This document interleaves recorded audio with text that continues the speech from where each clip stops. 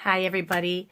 Today is the day I'm going to paint with the QoR colors, the 24 tubes, and I thought that I would do something that was colorful. I think that, I wanted to try something colorful since you guys are all so excited about it. So I found a photo online that I thought that I would use. And it is something that somebody had readjusted on Paint My Photo. Which brings me back to my ostrich from yesterday. I want to show you guys something. Somebody had brought it to my attention. I didn't discuss Lightfastness yesterday on the Graphitint. And if any of you watch other channels, people who use colored pencils in general will tell you that there have been long-standing issues with Lightfastness on colored pencils. Regular colored pencils, watercolor pencils, Graphitint pencils, everything. They all have Lightfast issues. So I wanted to show you their chart that Derwent came up with. This is what they say. This is using a different type of test. It's called the blue wool test for testing Lightfastness, and they do it with dyes. So on these numbers, the blue wool test says that a number 8 is excellent, 7 to 8 is excellent, 1 is absolutely horrible, and 3 is getting pretty darn bad. Now, according to them, they have juniper, aubergine, all their reds are pretty lousy. They say that all of these colors over here, their mountain grays, cloud grays, cool grays, all hold their Lightfastness, which I'm not so sure I believe. And then the same with these, say they're number 7 Lightfastness. Their Lightfastness ratings show very good. I don't know if this is, there we go, focusing or not. So this is the final tally for them. They have a couple 3s, a 4, and then the rests are 5 and up, which to me isn't so bad. But then I went to an independent website where somebody went for 60 days. They took a piece of paper, did a swatch test, kind of like I did here, only across the paper, cut it in half, put half in a folder in a drawer, and the other half she taped in her window in Minnesota in the fall with many cloudy, rainy days. And this is how her colors turned out. This was shocking to me how bad it was. And this just goes to show how companies can tell you their Lightfast ratings are one thing, but they really aren't. The blues, this blue-green is okay. This number 9, the green-gray, was okay. Number 6, the steel blue, was okay. But other than that, everything else was horrible. Look at the changes in the color, the drastic changes. Now, one of you said that you wanted to purchase my ostrich drawing that I did, painting, whatever you want to call it, that I did yesterday. And I said that I would do a new one for you because that one was in my sketchbook. And I normally don't tear pages out of my sketchbooks. But the only way that I would sell somebody anything from these pencils is if they put it behind UV glass. And I wonder if UV glass would even protect it. So that's something that you might want to keep in mind. If it turned completely gray like this, you'd probably be fairly disappointed in it. So this shocked me. And it wasn't until after somebody had said to me, Sharon, Lightfastness, these aren't Lightfast. And I thought, oh, that's right, these pencils, I should have talked about it. Being pencils, it didn't even click. And I know that even like my Prismacolors, most of their light blues are horrible. Every light blue that they make. And I have 72 pencils or something of theirs. And they have a huge amount that aren't even Lightfast. My Derwent watercolor pencils, they're not real Lightfast. But I said to you guys that this would be used primarily for me doing sketchbook work out in the field, doing landscapes or whatever. As long as you're closing a book on something and it's going to be kept in the dark except when you're flipping through pages, then you're not going to have much of a problem with it. But anyway, I just wanted to show you this too is how the blue wool test works, and it shows here 8 and 7 are excellent, being more than 100 years of light fastness. 6 is 50 to 100. 4 and 5 are 15 to 50 years. 2 to 3, 2 to 20, 2 to 15 years, and 1 is 2 years or less. This girl did hers in 60 days. So what does that tell you about Derwent's honesty with this? I don't know what Derwent was thinking, and this girl admits on her blog that, you know, she's no scientist and she didn't have her light in a controlled setting. But who has their artwork in a controlled setting? You have daylight, you have darkness. You have daylight, you have darkness. I mean, that's how it works. And I always tell people when they purchase my artwork, do not put them in direct sunlight because it's not good for artwork. It will age it very fast. And if you don't have it behind UV or museum glass, then you're going to run the risk of altering the way it looks, regardless of light fastness. I tell that to everyone. So I always warn them. And like when I frame something, unless they are paying for that frame and glass, I tell them I'm using regular glass. You need to change it out for museum or UV glass, because most people, when I tack on, you know, an extra $65 just for a piece of glass, they kind of gasp at it, you know. So anyway, that's all I wanted to tell you about that. So take that with a grain of salt. And it's that way for many things. You can go online and check your pencils. There's a book that you can purchase. I've been meaning to purchase the new one for years. It's a CPSA book, which is for colored pencils, and it's for their light fast ratings. And it will tell you how light fast every pencil on the market is, regardless of brand. Karen I always screw that up. Caran d'Ache, and Derwent, and Prismacolor, and all of the main brands, artist quality brands. You know, things like Prima and that are not on the book. Maybe they're in the new books now, but anyway, I wanted to just let you know about that. And now we will go on to work on this painting that I have set. So let me change my water and we will get I made up my color chart here and got that all done. So I wanted to show you, look how beautiful my dirty paper towel is. I just love these colors. They're so vibrant. But anyway, I had to get that done. There were a couple that I noticed. This color, the cobalt teal, which I figured would be opaque, is very opaque. Even without having a line through it, I can tell. And this one, which I believe is the alizarin crimson. No, permanent. Wait a second. What is that color? Yeah, permanent alizarin crimson is not very vibrant. Just an FYI. This one, too, was hard to mix. It took everything that I had left in my pan. You can see I put this pretty much the same amount in all my pans, and this one I used up trying to put enough color down. So it's not as vibrant. And I believe that's Viridian green. It must be a synthetic form. Although if it were a synthetic form, it'd be stronger probably.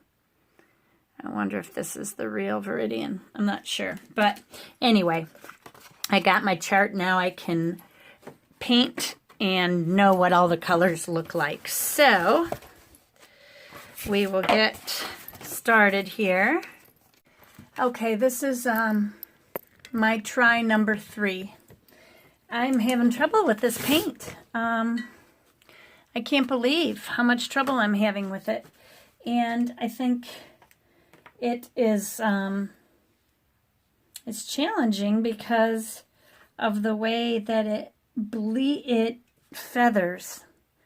And I guess it's a matter of getting used to. I'm not used to that. So now I'm going to go ahead and start another landscape. I've had two other fails, at least two other fails so far. And now I'm starting on this one. So this is just going to be a fall landscape that I found on Paint My Photo. And here's the photo. Let me shut the light off so you can see it. That's the photo. Gorgeous photo.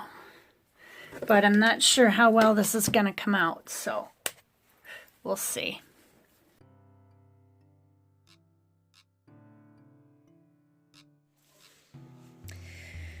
Okay, so on this, I'm just going to start by putting a line across where the water line is using some raw umber, or no, raw sienna, I'm sorry.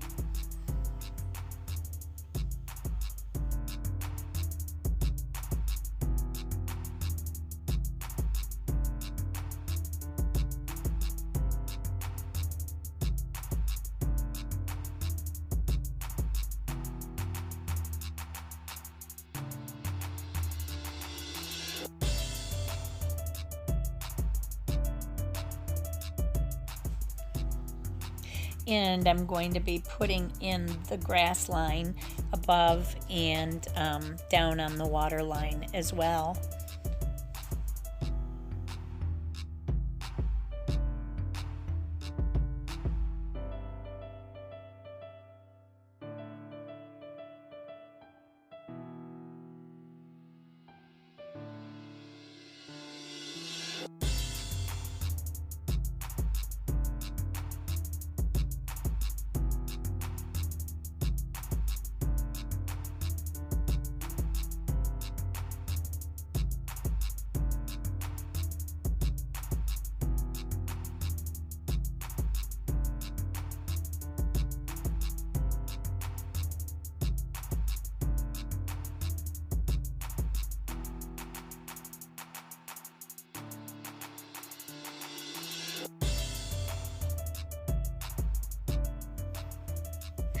So now here I'm just wetting down the sky area, and I'm going to try and float in some sky.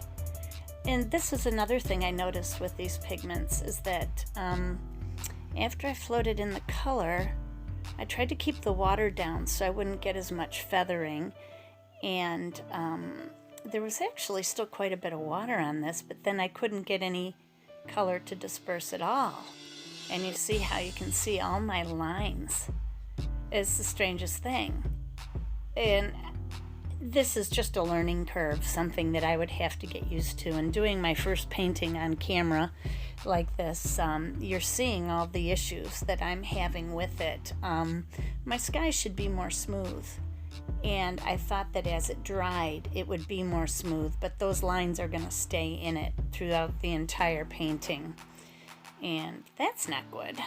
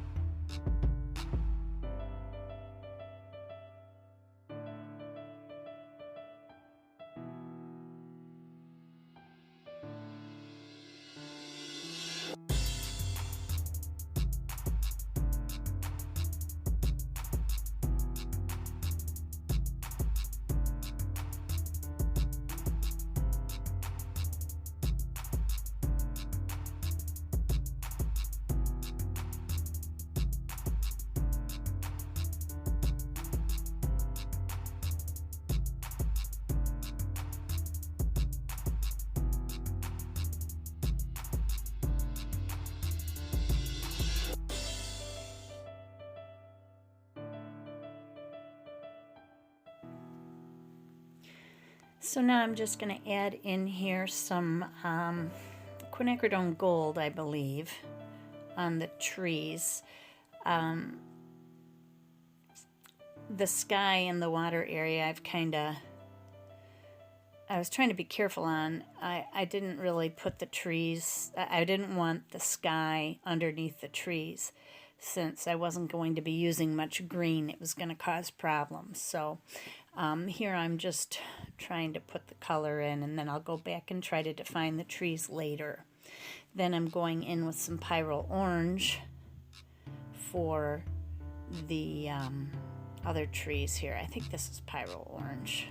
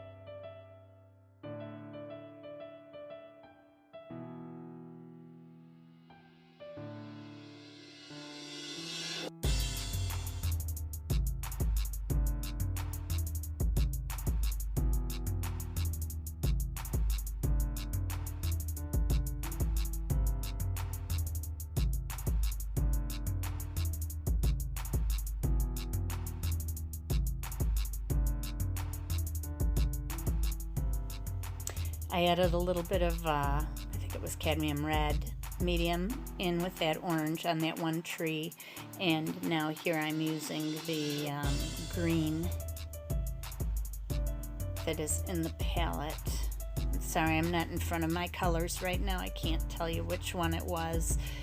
And then more orange. And I'm basically just going to go back and forth across with the oranges, the yellows, and the greens in order to put all the trees in. And then I'll do that in the water, and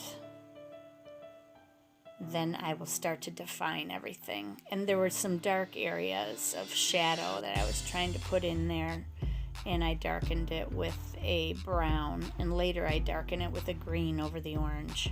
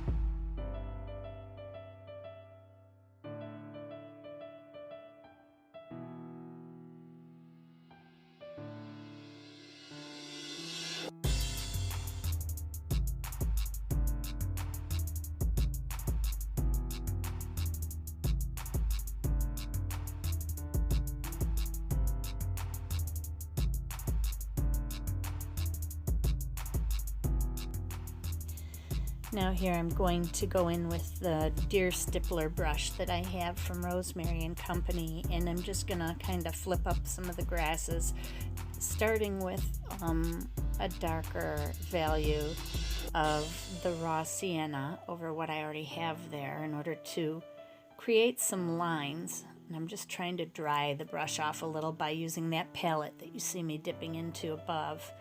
Just trying to wipe off some of the excess and just going across with that, and then I'll go over it again with a little burnt sienna, and then at the bases I'm going to add some green where they're hitting the water, and then I'll do that below as well. This brush has been really useful for this. I like it for that and for putting the small branches on the tree like you see up on the upper left, although I am going to go in at the end with some of my brown platinum carbon ink with my platinum carbon fountain desk pen, and I like that pen because it's an extra fine tip and it's great for doing fine lines. It's just awesome. I love that pen. I've got a couple of them, so.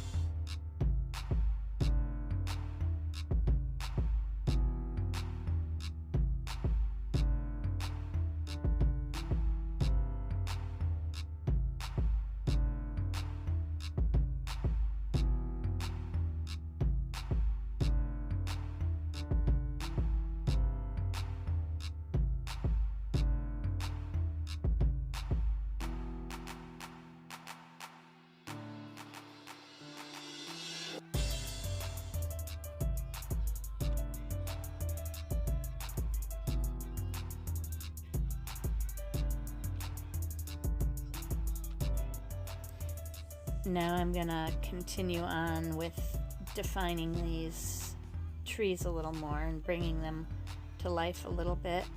I'm not gonna worry so much in the bottom, although in the photo, the water was so still that the trees and everything were crystal clear. I'm not going that far with it. I'm just gonna kind of leave it with the colors in the water. There is some definition, but I was just trying to get through this, so I apologize.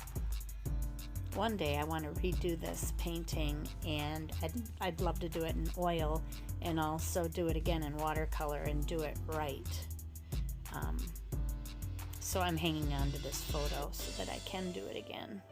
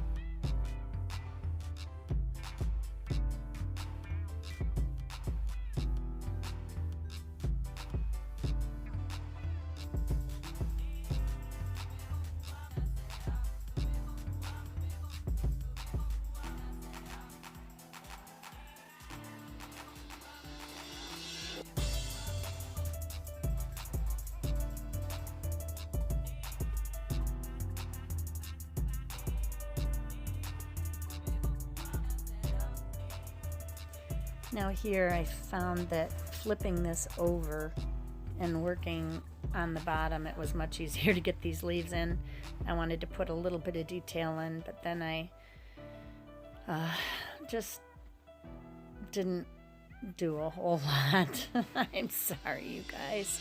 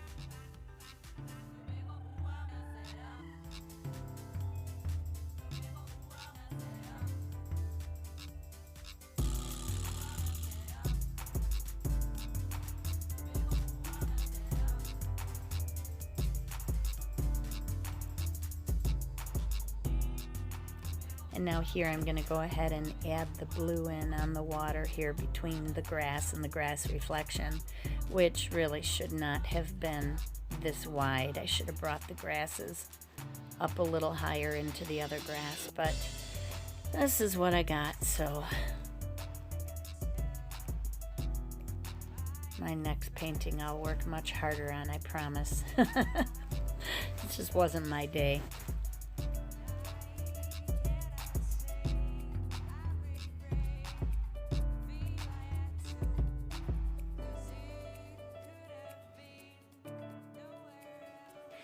Now I'm going to go ahead and add the grasses in coming up from the bottom.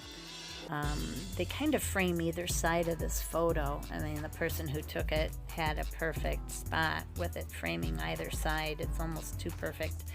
But I'm going to go ahead and put those grasses in, and then I am about finished. Oh, no, I've got one other thing I'll be doing. I'm going to be adding some of the extra branches in on the trees with my fountain pen, like I said, and then I'll be done.